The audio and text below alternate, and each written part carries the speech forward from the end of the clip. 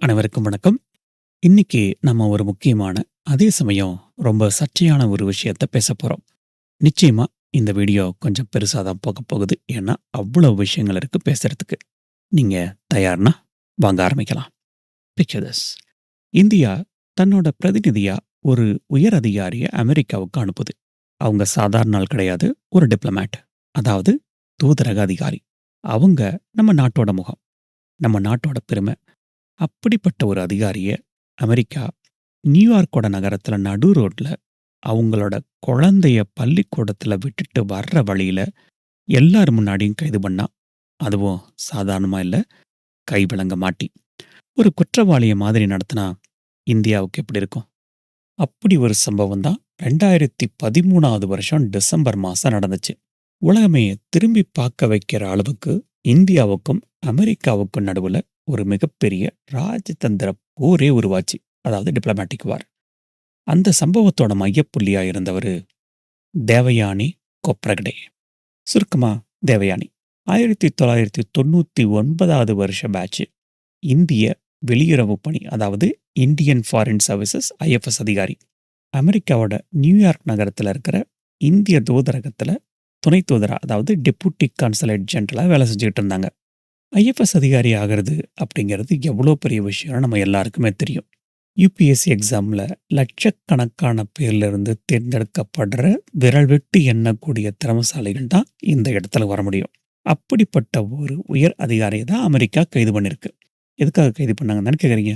அவங்க வீட்டில் வேலை பார்த்த சங்கீதா ரிச்சர்ட் அப்படிங்கிற பணிப்பெண்ணுக்கு கொடுக்க வேண்டிய சம்பளத்தை ஒழுங்கா கொடுக்கல. அவங்களோட விசா விண்ணப்பத்துல தப்பான தகவலை கொடுத்திருக்காங்க அப்படிங்கிறது தான் குற்றச்சாட்டு. இதுக்கு பேரு விசா ஃப்ராட், விசா மோசடி. இது அமெரிக்க சட்டப்படி ஒரு கிரிமினல் குற்றம். ஆனா இங்க தான் ஒரு முக்கியமான கேள்வி வருது. ஒரு தூதரக அதிகாரிக்கு தூதரக பாதுகாப்பு, அதாவது டிப்ளமேட்டிக் இம்யூனிட்டி அப்படின்னு சொல்லுவாங்க, அப்படிங்கிற ஒன்று இருக்கு. வேற ஒன்றும் இல்லைங்க. அவங்க வேலை செய்யற நாட்டுல அவ்வளோ ஈஸியாலாம் அவங்கள கைது பண்ணவோ விசாரிக்கவோ முடியாது. இது வியன்னா ஒப்பந்தம் மூலமா உலக நாடுகள் எல்லாமே ஏத்துக்கிட்ட ஒரு விதி. அது என்ன வியன்னா ஒப்பந்தங்கிறீங்களா? அதை பத்தி டீட்டெயில் வேணா சொல்லுங்க. ஒரு தனி வீடியோ போட்டுறலாம். சரி, இப்ப இந்த கதைக்கு வருவோம். இப்படி இருக்கும்போது அமெரிக்கா ஏன் தேவயானிய கைது பண்ணாங்க? அதுவும் ஒரு குற்றவாளி மாதிரி பொது இடத்துல வச்சு ஏன் அவமானப்படுத்தணும்? இந்த ஒரு கைது 2 பெரிய ஜனநாயக நாட்டுக்கு நடுவுல ஒரு மிகப்பெரிய விரிசலையே ஏற்படுத்துச்சு. இந்தியா இது தங்களோட இறையாண்மை மேல நடத்தப்பட்ட ஒரு தாக்குதலா பார்த்தாங்க. அதுவே அமெரிக்காவோ சட்டனா எல்லாருக்கும் ஒண்ணுதான்பா அப்படின்னு சொன்னாங்க. இந்த சம்பவத்துக்கு அப்புறம் நடந்த விஷயங்கள் எல்லாமே ஒரு கேட் அண்ட் மவுஸ் மாதிரியான த்ரில்லர் படத்துக்கு கொஞ்சமும் குறைவில்லாதது. இந்தியா எடுத்த பதிலடி நடவடிக்கைகள், அமெரிக்காவுக்கு கொடுத்த நெருக்கடி, சர்வதேச ஊடகங்கள்ல நடந்த விவாதங்கள், இப்படி இந்த விஷயம் பல வாரங்களுக்கு உலகத்தோட ஹாட் டாபிக்கா இருந்தது. ஒரு தனிப்பட்ட அதிகாரியோட விசா பிரச்சனை எப்படி 2 நாடுகளோட உறவை பாதிக்கிற அளவுக்கு பெருசாச்சு? உண்மையிலேயே தேவயானி தப்பு பண்ணாங்களா? இல்ல சங்கீதா வேணுனே அவங்கள பழி வாங்குனாங்களா? அந்த சங்கீதா ரிச்சர்ட் யாரு? அவங்களுக்கு பின்னாடி யாராவது இருந்தாங்களா? வாங்க இந்த எல்லா கேள்விகளுக்கான பதில தேடி இந்த சம்பவத்தோட ஆழத்துக்கு போகலாம். ரைட். தேவயானி கொப்ரகடே அப்படிங்கிற ஒரு இந்திய தூதரக அதிகாரிய அமெரிக்கா போலீஸ் நியூயார்க் நடு ரோட்ல வச்சு கைது பண்ணாங்கன்னு பார்த்தோம். பட் எதுக்கு? அவங்க மேல என்ன குற்றச்சாட்டு? விசா மோசடி அப்படிங்கிறதும் பார்த்தோம். அதாவது அவங்க வீட்ல வேலை செஞ்ச பணிப்பெண்ணோட விசால தப்பான தகவலை கொடுத்திருக்காங்க அப்படிங்கிறது தான் கேஸ். என்ன ப்ரோ, ஒரு சின்ன விசா பிரச்சனைக்கு இவ்வளோ அக்கப்போறா அப்படின்னு நீங்க கேட்கறது எனக்கு புரியுது. எதுக்கு ஒரு டிப்ளமேட்ட கைவிலங்கு மாட்டி ஒரு கிரிமினல் மாதிரி நடத்தணும்? இந்த கேள்விக்கெல்லாம் விட தெரியணும்னா நம்ம இந்த கதையோட இன்னொரு முக்கியமான கேரக்டர் பத்தி தெரிஞ்சுக்கணும். அவங்க பேரு சங்கீதா ரிச்சர்ட். யார் இந்த சங்கீதா ரிச்சர்ட்? தேவயானி நியூயார்க்குக்கு போறதுக்கு முன்னாடி 2012வது வருஷம் அவங்க வீட்ல வேலை செஞ்ச குழந்தைங்கள பார்த்துக்க இந்தியாவுல இருந்து ஒரு பணிப்பெண்ணை அழைச்சுக்கிட்டு போக முடிவு பண்ணாங்க. அப்படி அவங்களுக்கு கிடைச்சவங்க தான் 40 வயது மதிக்கத்தக்க சங்கீதா ரிச்சர்ட். இவங்களோட கணவர் பிலிப் ரிச்சர்ட் டெல்லியில இருக்கிற மொசாம்பிக் நாட்டு தூதரகத்துல டிரைவரா வேலை பார்த்தவர். அமெரிக்காவுல வேலை, நல்ல சம்பளம், நல்ல வாழ்க்கைன்னு 1000 கனவுகளோட தேவயானியோட வேலைக்கு சம்மதிக்கிறாங்க சங்கீதா. இங்க தான் பிரச்சனையே ஆரம்பிக்குது. அமெரிக்காவுக்கு ஒரு வெளிநாட்டுக்காரங்கள வீட்டு வேலைக்கு அழைச்சிட்டு போகணும் அப்படின்னா, அதுக்கு அமெரிக்க அரசாங்கத்துக்கிட்ட இருந்து முறையா விசா வாங்கணும். இதுக்கு ஏ3 விசா அப்படின்னு பேரு. இந்த விசா வாங்கணும்னா அமெரிக்க சட்டப்படி அந்த பணியாளருக்கு குறைஞ்சபட்சம் மினிமம் வேஜ்ன்னு சொல்லுவோம் இல்லைங்களா? அது குடுக்கறதுக்கு ஒரு விதி இருக்கு.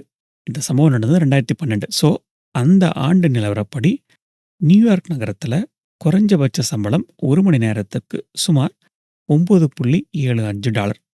ஒரு நாளைக்கு 8 மணி நேரம், வாரத்துக்கு 40 மணி நேரம். இப்படி கணக்கு போட்டா கூட மாசத்துக்கு சுமார் $1560 சம்பளமா குடுக்கணும். தேவயானி என்ன பண்ணாங்கன்னா, சங்கீதா ரிச்சோட விசாவுக்கு அப்ளை பண்ணும்போது அமெரிக்க தூதரகத்தில ஒரு ஒப்பந்தத்த குடுக்குறாங்க. அந்த ஒப்பந்தப்படி சங்கீதாவுக்கு மாசம் $4500 சம்பளம் கொடுக்கப்படும்னு சொல்லியிருக்காங்க. As per the rule.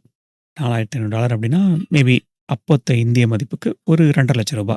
இந்த ஒப்பந்தத்த பார்த்துட்டு அமெரிக்க தூதரகமும் விசா குடுத்துடுறாங்க. பட் இங்க தான் ஒரு மிகப்பெரிய ட்விஸ்ட். தேவயானி சங்கீதா கிட்ட 2வதா இன்னொரு ஒப்பந்தத்துல கையெழுத்து வாங்குறாங்க. இந்த 2வது ஒப்பந்தப்படி சங்கீதாவுக்கு மாசம் $30,000 சுமார் $573 சம்பளமா கொடுக்கப்படும்னு இருந்தது. அது மட்டும் இல்லாம வேலை நேரம் வாரத்துக்கு 40 மணி நேரத்துக்கும் அதிகமா இருக்கும் அப்படின்னும், ஓவர் டைம்க்குலாம் சம்பளம் கொடுக்கப்பட மாட்டாது அப்படின்னும் சொல்லப்பட்டிருந்தது. முதல் ஒப்பந்தம் அமெரிக்க அரசாங்கத்துக்கிட்ட காட்ட, 2வது ஒப்பந்தம் உண்மையான சம்பளத்துக்கு. இதுதான் அமெரிக்க அரசு வச்ச முதல் குற்றச்சாட்டு. விசா வாங்குறதுக்காக அரசாங்கத்துக்கிட்ட பொய் சொல்லியிருக்கீங்க. சரி, இங்க என்ன நடந்ததுன்னு பார்க்கலாம். சங்கீதா அமெரிக்காவுக்கு வராங்க. தேவயானியோட வீட்ல வேலை செய்ய ஆரம்பிக்கிறாங்க. ஆனா, அவங்க கனவு கண்ட மாதிரி அந்த வாழ்க்கை இல்ல. தினம் 15 மணி நேரத்துக்கு அதிகமா கூட வேலை வாங்கப்பட்டதாகவும், வாரத்துக்கு ஒரு நாள் கூட விடுமுறை கிடையாதுன்னும், பேசிய சம்பளத்த கூட சரியா குடுக்கல அப்படின்னும், அதோட குறைவா தான் குடுத்துருக்காங்கன்னு சொல்லி சங்கீதா தரப்புல சொல்லப்படுது. தேவயானி தரப்போ, நாங்க அவங்கள எங்க குடும்பத்துல ஒருத்தர் மாரி தான் பார்த்துக்கிட்டோம். அவங்களுக்கு தங்கறதுக்கு இடம், சாப்பாடு, மருத்துவ செலவுன்னு எல்லாம் நாங்க பார்த்துக்கிட்டோம். அதனால சம்பளத்துல சில பிடித்தங்கள பண்ணோம் அப்படின்னு சொல்றாங்க. இந்த நிலைமையில 2013வது வருஷம் ஜூன் மாசத்துல ஒரு நாள், சங்கீதா ரிச்சர்ட் யார்ட்டயும் சொல்லாம தேவயானியோட வீட்லருந்து வெளியேறி தலைமறைவாயிடுறாங்க. யோசிச்சு பாருங்க. ஒரு டிப்ளோமாட் வீட்ல இருந்து அவங்களோட பாஸ்போர்ட்ல வந்த ஒருத்தர் திடீர்னு காணாம போனா எவ்ளோ பெரிய செக்யூரிட்டி ப்ராப்ளம். தேவயானி உடனே போலீஸ்ல புகார் குடுக்குறாங்க. பட் அமெரிக்க போலீஸ் அத பெரிய விஷயமா எடுத்துக்கல. காணாம போன சங்கீதா நேரா எங்க போனாங்க தெரியுமா? அமெரிக்காவுல ஹியூமன் டிராஃபிக்கிங், அதாவது மனித கடத்தலுக்கு எதிரா வேலை செய்ற ஒரு அமைப்பு. அதோட பேரு சேஃப் ஹாரிசன். இது ஒரு என்ஜிஓ. அந்த என்ஜிஓ கிட்ட போய் தஞ்சம் அடையறாங்க. அவங்க மூலமா ஒரு வழக்கறிஞரை நியமிச்சு தேவயானிக்கு எதிரா சட்ட போராட்டத்த ஆரம்பிக்கிறாங்க. பேசின சம்பளத்த குடுக்கணும். என்னோட பாஸ்போர்ட்ட மாத்தி குடுக்கணும். நான் அமெரிக்காவிலேயே தங்கறதுக்கு ஏற்பாடு பண்ணணும். இதெல்லாம் தான் அவங்க தரப்புல இருந்து தேவயானிக்கு நெருக்கடியா குடுக்கப்பட்டது அல்லது கோரிக்கையா குடுக்கப்பட்டது. இந்த விஷயம் அமெரிக்க அரசாங்கத்தோட கவனத்துக்கு போகுது.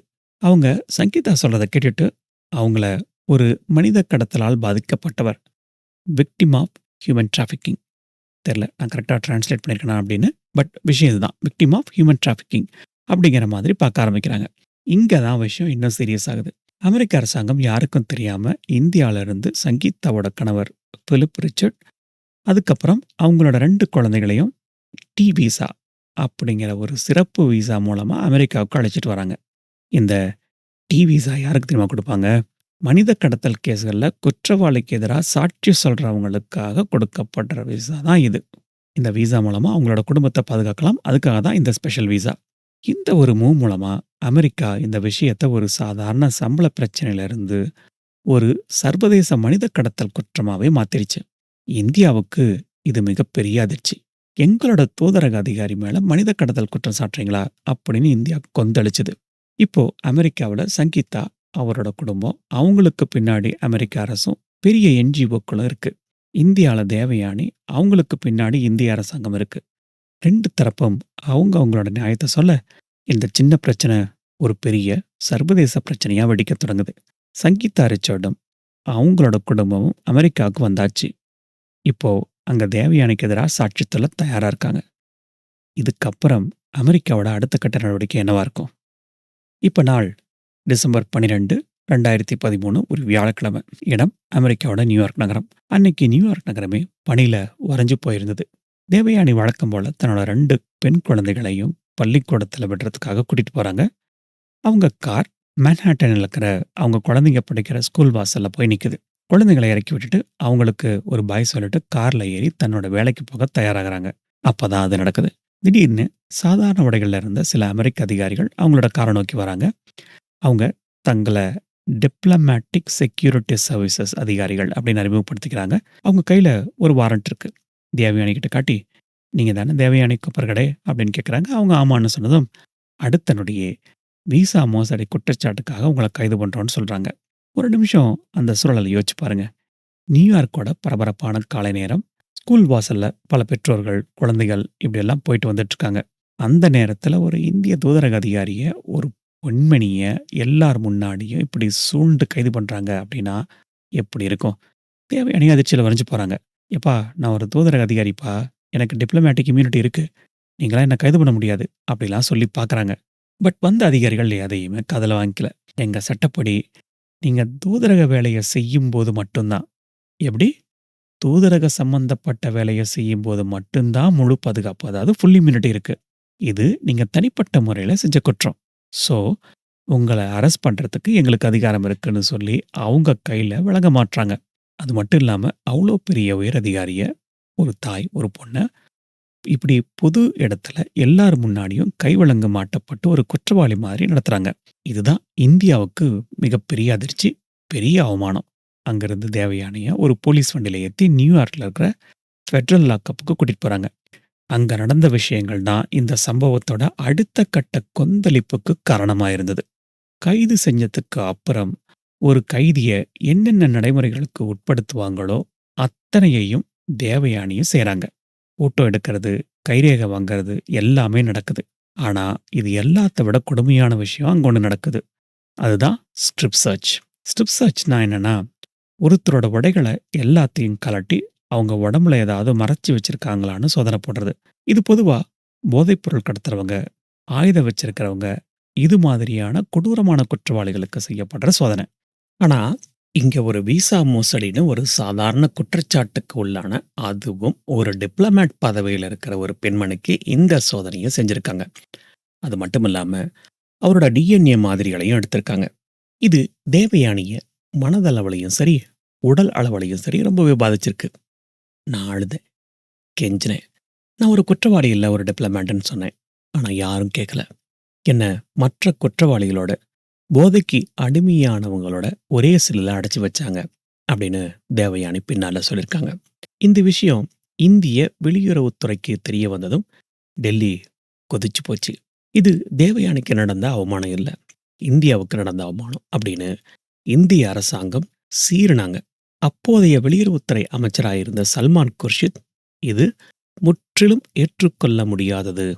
நாங்க அவர மீட்க எல்லா நடவடிக்கைகளையும் எடுப்போம் அப்படின்னு சொன்னாரு. இந்த சம்பவத்துக்கு பின்னாடி இருந்த முக்கியமான ஒருத்தர் பிரீத் பராரா. அவரு அப்போ நியூயார்க்கோட தெற்கு மாவட்டத்துக்கான அமெரிக்க அட்டார்னி, அதாவது யுஎஸ் அட்டார்னியா இருந்திருக்காரு. அட்டார்னி அப்படின்னா அந்த பகுதியோட தலைமை அரசு வழக்கறிஞர்னு சொல்லலாம். இங்க என்ன ஒரு ஆச்சரியம்னா, இந்த பிரீத் பராரா ஒரு இந்திய அமெரிக்கர். பஞ்சாப்ல பிறந்து அமெரிக்கால வளர்ந்தவர். நம்ம ஆளே நமக்கு எதிரா இப்படி ஒரு நடவடிக்கை எடுக்கிறானே, இந்தியாவுல பலருக்கு அவர் மேல கோபம் வந்துச்சு. பட் பிரீத் பராரா தரப்புல சட்டத்துக்கு முன்னாடி எல்லாரும் சமங்க. தேவயானிக்கு மத்தவங்களுக்கு கொடுக்கப்படுற அதே மரியாதை தான் கொடுக்கப்பட்டது. எந்த விதிமீறலும் நடக்கல அப்படின்னு விளக்கம் கொடுக்கப்பட்டது. தேவயானி பல மணி நேரங்களுக்கு அப்புறம் சுமார் $2,50,000 பிணை, அதாவது பாண்டு கட்டிட்டு ஜாமீன்ல வெளியில வராங்க. அவரோட பாஸ்போர்ட்டை முடக்கிட்டு நியூயார்க் நகரத்தை விட்டு வெளியே போகக்கூடாதுன்னு நீதிமன்றம் உத்தரவு போடுது. வெளியே வந்ததும் தேவயானி தனக்கு நடந்த கொடுமைகளை பத்தி இந்திய அரசாங்கத்துக்கு ஒரு லெட்டர் எழுதுறாங்க. அந்த கடிதம் ஊடகங்கள்ல வெளியாகி இந்தியா முழுக்க ஒரு பெரிய அதிர்வலையை ஏற்படுத்துச்சு. ஒரு இந்திய பெண்ணுக்கு, அதுவும் நம்ம நாட்டுக்காக வேலை செய்யற ஒரு அதிகாரிக்கு அமெரிக்காவுல இப்படி ஒரு நிலைமையான பொதுமக்கள்ல இருந்து அரசியல்வாதிகள் வரைக்கும் எல்லாருமே கோபப்பட்டாங்க. மக்களே, அமெரிக்கா பண்ணது கரெக்ட் அப்படின்னு நீங்க நினைக்கிறீங்களா? சட்டம் எல்லாருக்கும் ஒன்று தான் அப்படிங்கிறது சரி. ஆனா தூதரக அதிகாரிகள் நடத்துறதுக்குன்னு சில மரபுகள் இருக்குல்ல, அதை அமெரிக்கா மீறிடுச்சா? இல்ல, தேவயானி பண்ணதாங்க தப்பு. இந்த நடவடிக்கைகள் தான் கரெக்ட் அப்படின்னு நீங்க நினைக்கிறீங்களா? உங்களோட கருத்துக்களை கீழே சொல்லுங்க. ரைட், நம்ம கண்டிப்பா பண்ணுவோம். இந்த ஒரு கைது இருக்கு பார்த்தீங்களா, இது 2 நாட்டுக்கு நடுவுல, 2 பெரிய நாட்டுக்கு நடுவுல ஒரு மிகப்பெரிய பனிப்போரைய ஆரம்பிச்சு வச்சது. இப்போ இந்தியா சும்மா இல்லாம பதிலுக்கு பதிலடி கொடுக்க ஆரம்பிச்சது. அந்த டிப்ளமேட்டிக் வார் எப்படி இருந்துச்சு? இந்தியா எடுத்த அதிரடி நடவடிக்கைகள் என்னென்ன பார்க்கலாம். தேவயானி கைது செய்யப்பட்டதும் இந்தியாவில் ஏற்பட்ட கொந்தளிப்பு சாதாரணமானதா இல்ல. இது வெறும் ஒரு அதிகாரியோட பிரச்சனை இல்ல. இது இந்தியாவோட சுயமரியாதை பிரச்சனை. நம்ம நாட்டோட இறையாண்மை மேல நடத்தப்பட்ட தாக்குதல் அப்படின்னு இந்திய அரசாங்கம் இந்த விஷயத்த கையில் எடுத்தது. அமெரிக்கா தங்களோட சட்டத்தை பத்தி பேசிக்கிட்டு இருந்தப்போ இந்தியா டிப்ளமசி, அதாவது ராஜதந்திர விளையாட்ட ஆரம்பிச்சுது. தேவயானி கைது செய்யப்பட்ட செய்தி டெல்லிக்கு வந்தடைஞ்சதும் இந்திய வெளியுறவுத்துறை அமைச்சகம் போர்க்களமாவே மாறிடுச்சு. அப்போதைய பிரதமர் மன்மோகன் சிங், வெளியுறவுத்துறை அமைச்சர் சல்மான் குர்ஷித், தேசிய பாதுகாப்பு ஆலோசகர் சிவசங்கர் மேனன்னு எல்லாரும் ஒன்று கூடி பேசி ஆலோசிக்கிறாங்க. அமெரிக்காவுக்கு எப்படிப்பட்ட பதிலடி கொடுக்கலாம் அப்படிங்கிறத பத்தி ஒரு பெரிய திட்டமே தீட்டப்படுது. அது ஒரு டிட் ஃபார் டாட் டிப்ளமசி. அதாவது, நீ எனக்கு என்ன பண்ணியோ அதையே நான் உனக்கு திருப்பி பண்ணுவேன் அப்படிங்கிறது தான். இந்தியாவோட முதல் அதிரடி டெல்லியில இருக்கிற அமெரிக்க தூதரகத்தை நோக்கி பாஞ்சுது. டெல்லியில சாணக்கியபுரியில இருக்கிற அமெரிக்க தூதரகம் பலத்த பாதுகாப்புகள் நிறைஞ்ச ஒரு பகுதி. அந்த தூதரகத்தோட பாதுகாப்புக்காக முன்னாடி சிமெண்ட், அதுக்கப்புறம் இரும்பாலான தடுப்புகள், அதாவது பேரிகேட் வைங்களேன், இதெல்லாம் வைக்கப்பட்டிருக்கும்.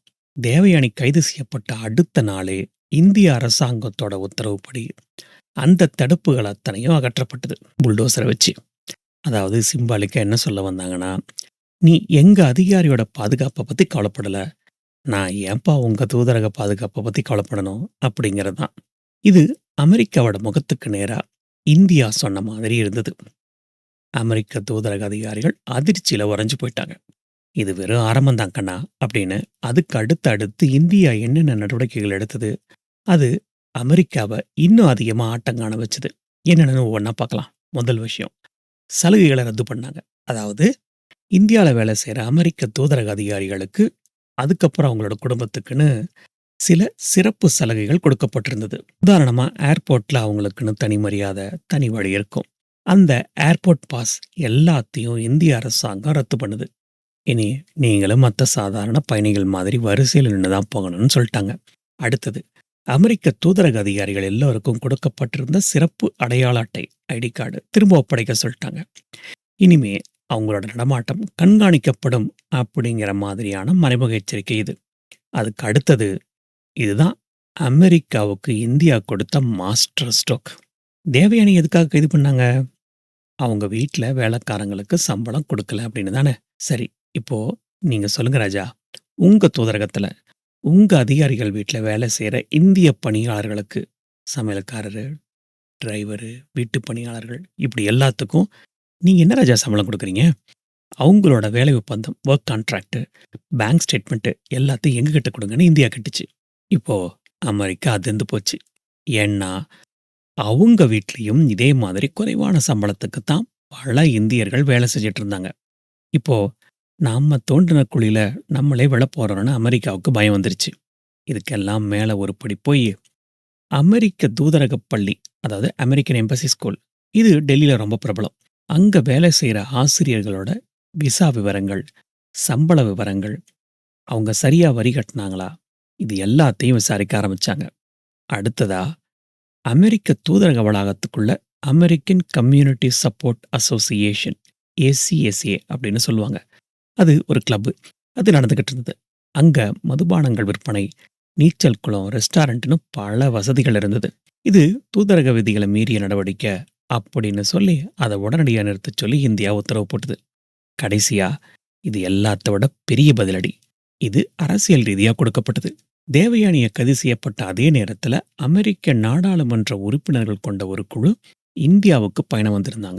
அவங்கள சந்திக்க அப்போதைய உள்துறை அமைச்சர் சுஷில் குமார் ஷிண்டே, காங்கிரஸ் கட்சியோட துணைத் தலைவர் ராகுல் காந்தின்னு யாருமே சம்மதிக்கல. ஒரு நாட்டுக்கு வர்ற சர்வதேச விருந்தினர்களை சந்திக்காம புறக்கணிக்கிறது அப்படிங்கிறது சர்வதேச அரசியல்ல ஒரு மிகப்பெரிய அவமானம். எங்க அதிகாரியை நீங்க அவமானப்படுத்திட்டு எங்கிட்ட என்ன பேச்சுவார்த்தை வேண்டி கிடக்கு? இதுதான் அமெரிக்காக்கு இந்தியா சொன்ன மெசேஜ். இந்தியா இப்படி அடுத்தடுத்து அதிரடி காட்ட அமெரிக்கா கொஞ்சம் ஆடிதான் போச்சு. நாங்க இப்படி ஒரு எதிர்வினையை எதிர்பார்க்கவே இல்லைன்னு அமெரிக்க அதிகாரிகள் வெளிப்படையாவே சொல்ல ஆரம்பிச்சாங்க. அமெரிக்க வெளியுறவுத்துறை அமைச்சர் ஜான் கெரி இந்திய பாதுகாப்பு ஆலோசகர் சிவசங்கர் மேனனை தொடர்பு கொண்டு நடந்த சம்பவத்துக்கு வருத்தம் அதாவது ரிக்ரெட் சொல்லியிருக்காரு. ஆனா அப்பாலஜி கேட்கல. அதாவது மன்னிப்பு. சட்ட நடவடிக்கைகள் அதோட போக்குல போகும். ஆனா நாங்க இந்தியாவுடனான உறவுக்கு முக்கியத்துவம் குடுக்குறோம் அப்படின்னு சொல்லியிருக்காரு. ஆனாலும் இந்தியா சமாதானம் ஆகல. இந்தியா முழுக்க அமெரிக்காவுக்கு எதிரான போராட்டங்கள் தன்னிச்சையா வெடிக்க ஆரம்பிக்குது. அமெரிக்காவை வெளியேறுன்னு கோஷங்கள் எழுப்பப்படுது. அமெரிக்க பொருட்களையும் கொடியையும் எரிக்க ஆரம்பிச்சாங்க. ஒரு தனிப்பட்ட அதிகாரிக்காக ஒரு நாடு இந்த அளவுக்கு பொங்கி எழுந்தது உலக வரலாற்றிலேயே இது ஒரு அபூர்வமான நிகழ்வுன்னு சொல்லப்படுது. இது இந்தியா இனிமே பழைய இந்தியா இல்ல ராஜா. தன்னோட சுயமரியாதைய விட்டுக் கொடுக்காது அப்படிங்கிறத உலகத்துக்கு சொல்ற மாதிரி இருந்தது. இந்த நேரத்துல தான் இந்தியா தன்னோட கடைசி மற்றும் மிக முக்கியமான ஒரு ராஜதந்திர ஆயுதத்தை கையில் எடுத்தாங்க. அதுதான் ஐக்கிய நாடுகள் சபை, அதாவது யுனைடெட் நேஷன். இந்தியா ஒரு மாஸ்டர் பிளான் போட்டு தேவயானிய நியூயார்க்ல இருக்கிற இந்திய தூதரகத்துல இருந்து அதே நியூயார்க்ல இருக்கிற ஐக்கிய நாடுகள் சபைக்கான இந்தியாவோட நிரந்தர தூதரகத்துக்கு, அதாவது permanent mission of India to the UN அப்படின்னு மாத்தி ஒரு புதிய பதவியை நியமிச்சாங்க. இது எதுக்குன்னு தானே கேட்குறீங்க. இங்க தான் சூட்சமமே இருக்கு. வியன்னா ஒப்பந்தப்படி ஒரு தூதரக அதிகாரிக்கான பாதுகாப்பு, அதாவது இம்யூனிட்டின்னு சொல்றோம் இல்லையா? அது வேற மாதிரி இருக்கும். வேறஸ் ஐநா சபைக்கான அதிகாரிகளோட பாதுகாப்பு, அதாவது டிப்ளமேட்டிக் இம்யூனிட்டி அப்படிங்கிறது வேற. தூதரக அதிகாரிக்கு அவங்க செய்யற வேலைக்கு சம்பந்தப்பட்ட விஷயங்கள்ல மட்டும் தான் பாதுகாப்பு இருக்கும். ஆனா, ஐநா சபைக்கான அதிகாரிக்கு முழுமையான 100% பாதுகாப்பு, அப்சல்யூட் இம்யூனிட்டின்னு சொல்லுவாங்க. அது இருக்கும். அவங்கள எந்த குற்றத்துக்காகவும் அந்த நாட்டுல கைது செய்யவோ, விசாரிக்கவோ முடியாது. இப்போ தேவயானி ஒரு ஐநா சபைக்கான இந்திய அதிகாரி.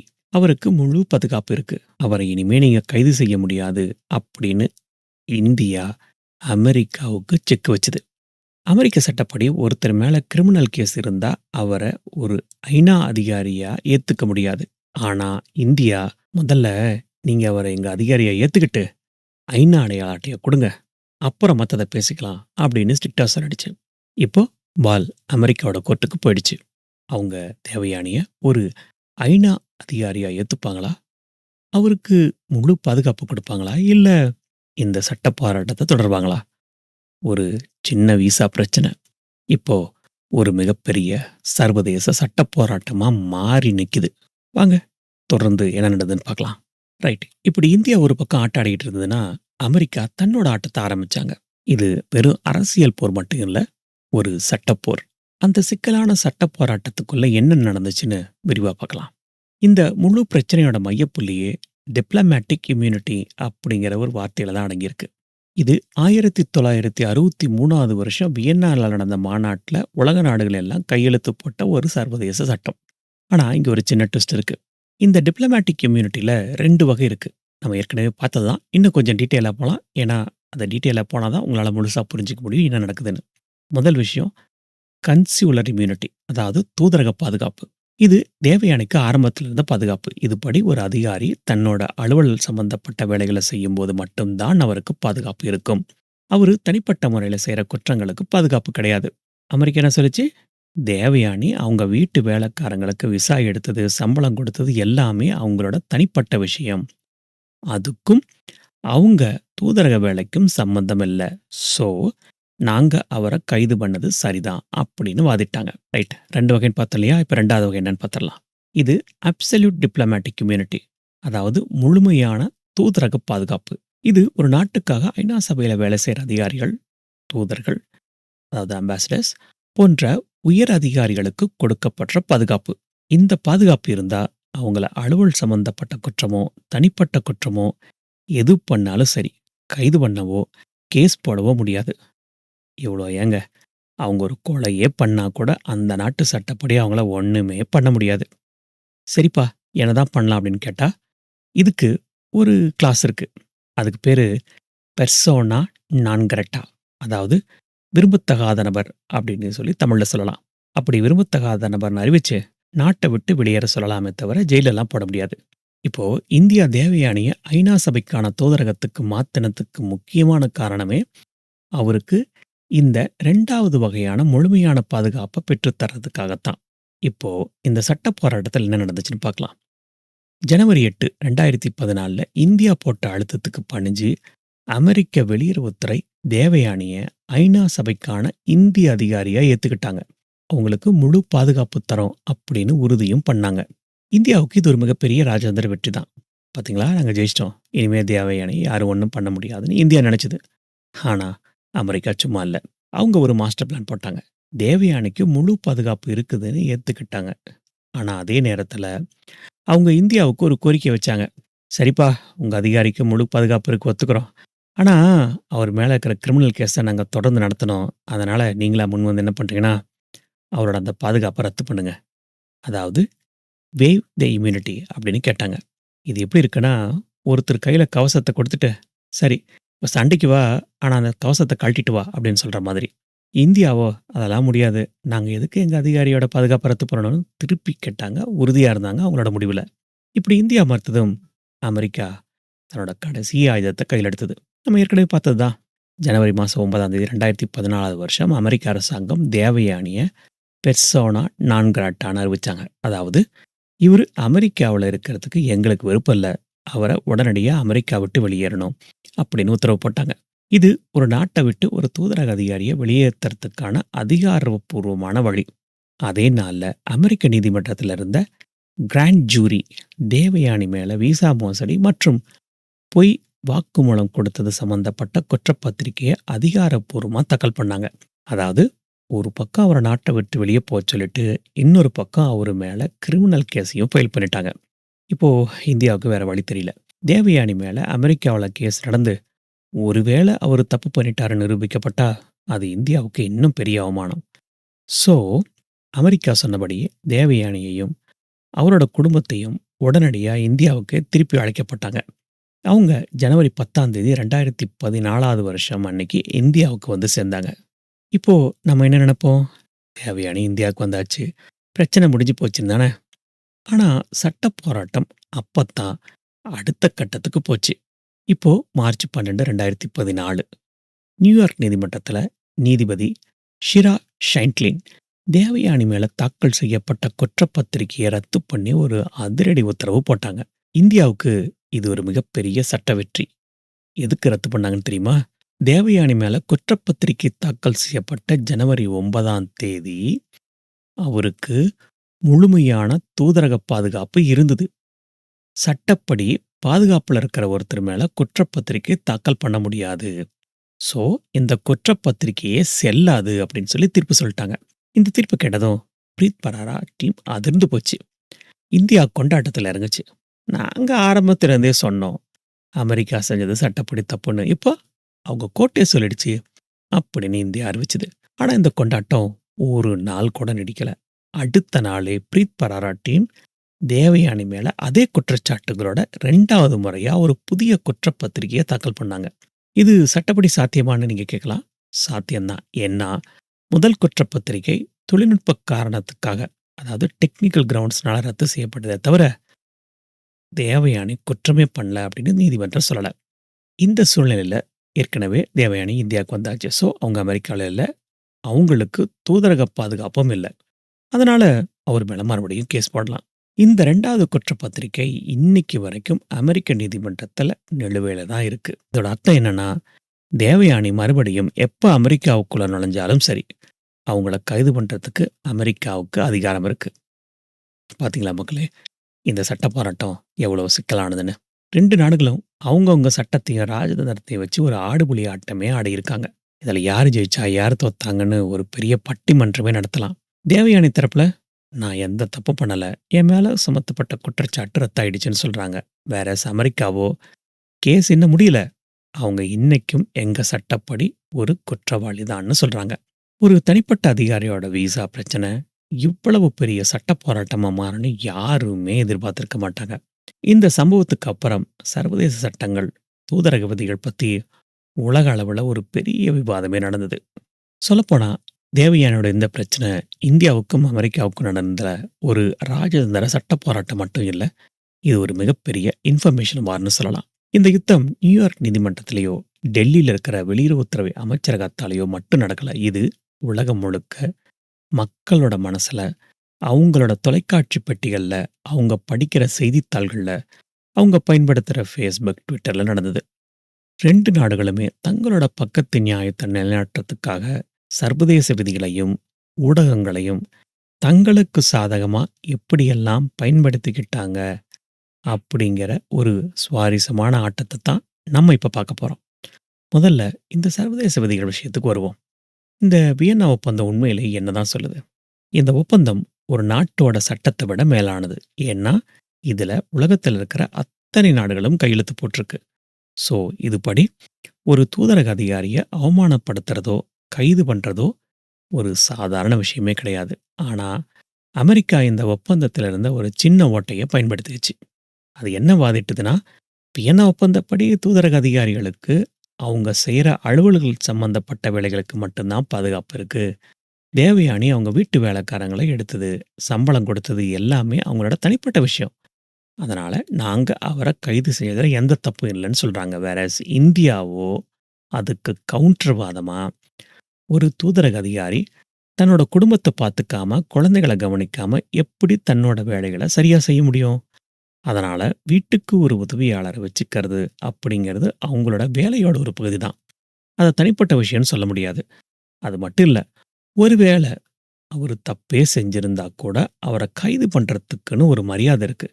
அத விட்டுட்டு ஒரு பெண் அதிகாரிய பொது இடத்துல கைவழங்க மாட்டி ஸ்ட்ரிப் சர்ச் பண்ணது, இந்த மாதிரியான விஷயங்கள் அந்த ஒப்பந்தத்தோட அடிப்படை நோக்கத்தையே சிதைக்கிற மாரி இருக்குன்னு ஆர்க்யூ பண்ணாங்க. என்னோட பாயிண்ட் ஆஃப் வியூல இந்த 2 தரப்புமே சொல்றதுல நியாயம் இருக்கிற மாரி தான் தெரியுது. இந்த மாதிரி சட்ட சிக்கல்கள பயன்படுத்தி தான் 2 நாடுகளும் இந்த விஷயத்த இழுத்தடிச்சாங்க. அடுத்து இந்த விஷயத்துல ஊடகங்களோட பங்கு இருக்கே, அதுதான் இந்த கதையோட மொத்த ஹைலைட்டுமே. 2 நாட்டு ஊடகங்களும் இந்த சம்பவத்த முழுசா இல்லாம 2 வெவ்வேறு கோணங்கள்ல சித்தரிச்சாங்க. முதல்ல இந்திய ஊடகங்கள். இந்தியாவுல இந்த சம்பவம் ஒரு தேசிய பெருமை பிரச்சனையா பார்க்கப்பட்டது. அதாவது பிரஸ்டீஜ் இஷ்யூ. நம்ம செய்தித்தாள்கள், நம்ம செய்திச் சேனல்கள் எல்லாமே அமெரிக்காவோட திமிரு, இந்திய பொண்ணுக்கு நேர்ந்த அவமானம், வல்லரசு நாட்டோட அராஜகம் இந்த மாரி தலைப்புச் செய்திகள போட்டு தெறிக்க விட்டாங்க.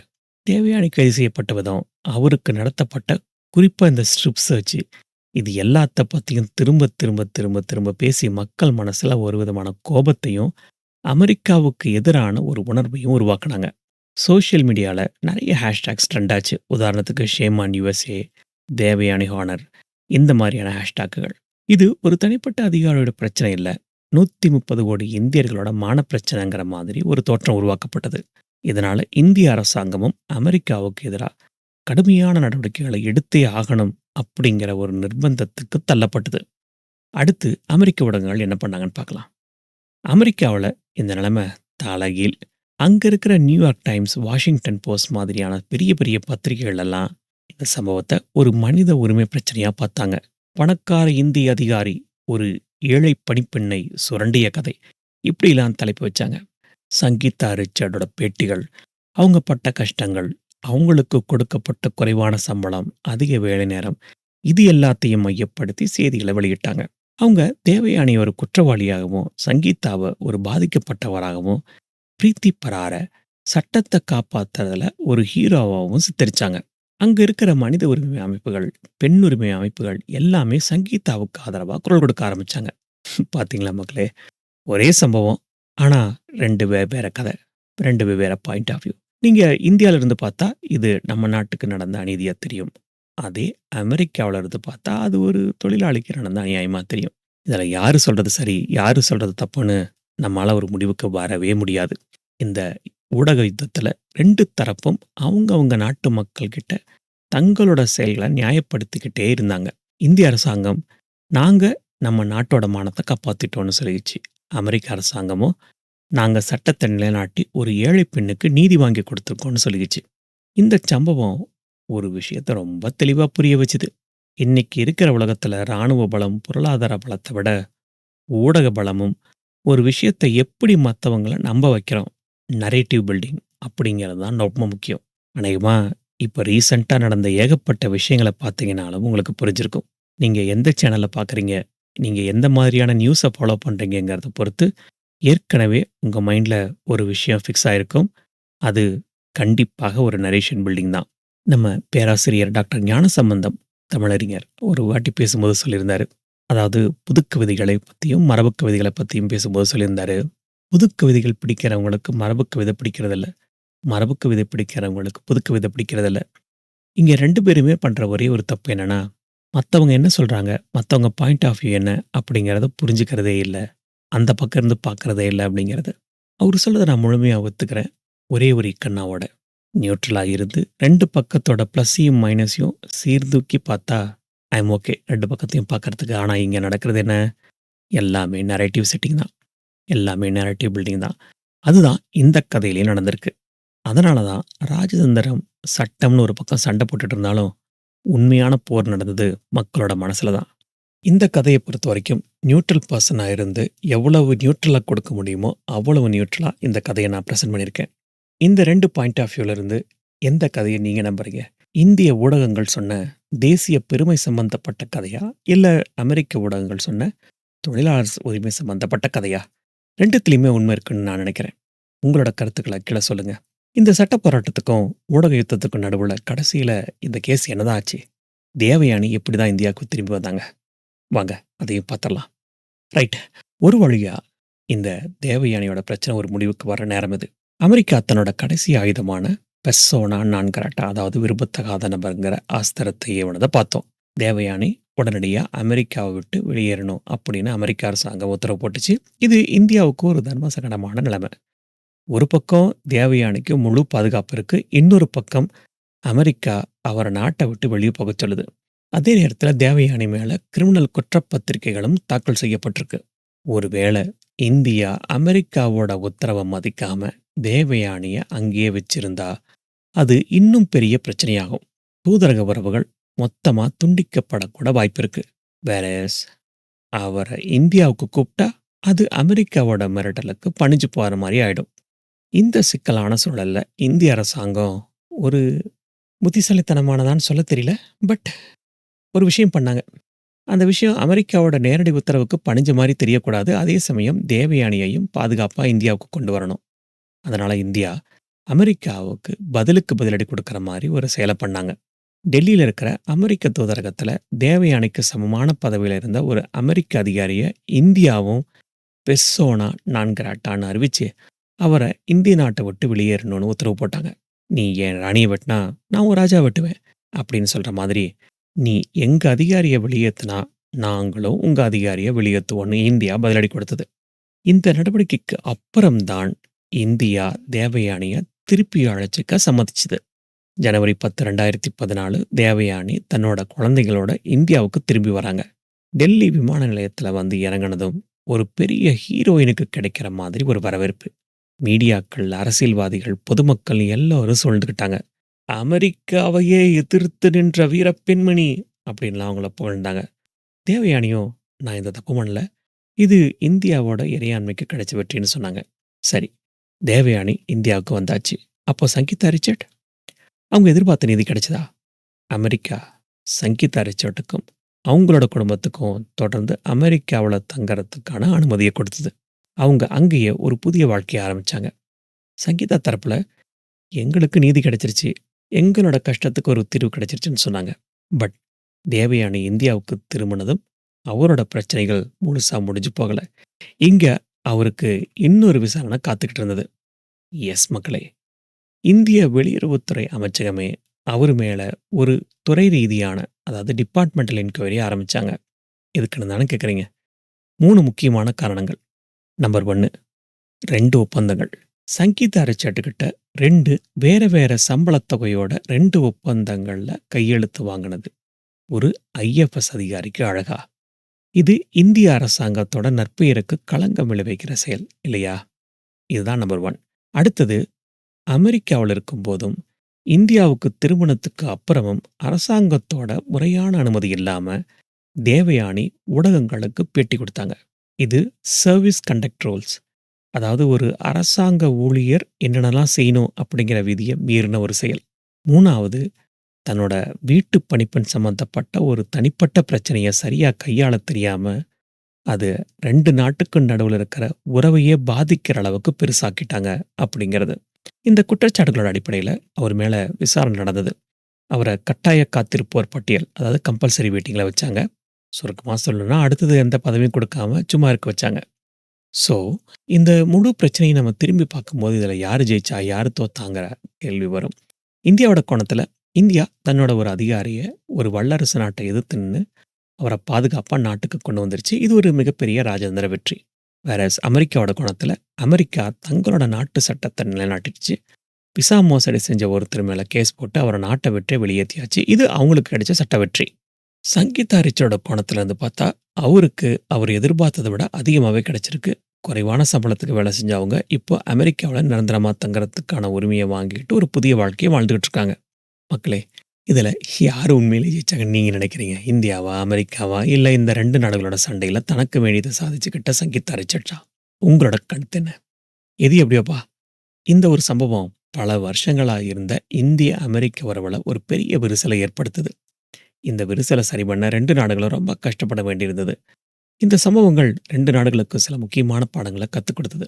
குறிப்பா இந்தியா, அமெரிக்கா உறவுகள சர்வதேசம் முழுக்க உள்ள அனைத்து பிரிவுகள்லயும் இன்க்ளூடிங் சட்டம், ஊடகம், அரசியல், சமூக அக்கறை, இனிமே பயன்முறைகள் எப்படி இருக்கணும், அதாவது ரூல்ஸ்லாம் எப்படி இருக்கணும் அப்படிங்கிறதுக்கான ஒரு புதிய பாதைய வகுத்தது. அதே சமயத்தில இந்தியாவுக்கோ, நம்மளுடைய அதிகாரிகள எப்படி பாதுகாக்கிறது, தேசிய பெருமை, இதையெல்லாம் உலக அரங்கத்தில ஆன அளவுக்கும் காப்பாத்த வேண்டிய அவசியத்த உணர்த்துது. அமெரிக்காவுக்கோ சட்டம்னா எப்படி இருக்கணும்? யாருக்கு என்ன உரிமை? தனிமனித உரிமை. இதெல்லாம் உலக அளவுல சீரா அனுபவிக்க வேண்டிய ஒண்ணு அப்படிங்கிறத காமிச்சது. பொதுமக்களோட பாயிண்ட் ஆஃப் வியூலருந்து பார்த்தா, இன்னைக்கத்த உலகத்துல ஊடகம், சமூக ஊடகம், சட்ட விதிகள் எப்படி ஒரு சம்பவத்த பல கோணங்கள்ல இருந்து அவங்களுக்கு கொடுக்கப்பட்ட நரேட்டிவ்க்கு தகுந்த மாதிரி காட்டுறாங்க அப்படிங்கிறத பத்தி ஓரளவுக்காவது புரிஞ்சுது. தேவயானிய பொறுத்தவரைக்கும் எப்படியோ இந்தியா வந்து சேர்ந்துட்டாங்க. பட் அவரோட கேஸு இன்னைக்கும் அமெரிக்காவோட நீதிமன்றத்தில நிலுவையில தான் இருக்கு. அப்புறம் கடைசியா ஒரு துணுக்குச் செய்தி. ஆஸ் ஆன் டுடே தேவயானி இந்திய தூதரக அதிகாரியா கம்போடியா நாட்ல பணியாற்றிட்டு இருக்காங்க. ஆல்ரைட், இந்த இன்சிடென்ட் நரேஷன் இதோட முடியுது. Oh my God! ரெக்கார்டிங் பண்ணிட்டு இருக்கும்போதே பார்க்குறேன். ஏற்கனவே 42 நிமிஷங்கள் ஆயிடுச்சு. ஆல்ரைட் மக்களே, இந்த கதைய நான் எப்படி பண்ணியிருக்கேன்? உங்களுக்கு பிடிச்சிருக்கா? பிடிக்கலையா? இத பத்தி உங்க கருத்துக்கள் எல்லாமே சொல்லுங்க. மறக்காம லைக் பண்ணுங்க, சப்ஸ்கிரைப் பண்ணுங்க. உங்களோட ஃப்ரெண்ட்ஸ் அண்ட் ஃபேமிலிக்கு ஷேர் பண்ணுங்க. அப்புறம் கடைசியா ஒரு விஷயம். நம்ம போன வீடியோல இந்த சேனல் வாசிப்பு ஆரம்பிச்சது வேற பர்ப்பஸ். இப்ப வேற மாரி போயிட்டுருக்கு. ரீநேம் பண்ணலாமான்னு யோசிச்சுட்டு இருக்கேன்னு சொல்லிட்டு இருந்தேன். நான் யோசிச்சு வச்சிருக்க நேம் ஃபிளாஷ்பேக் ஃபைல்ஸ். ஏன்னா, இந்த சேனல்ல நெறைய ஃபிளாஷ்பேக் நடந்து முடிஞ்ச விஷயங்கள அலசப் போறோம்.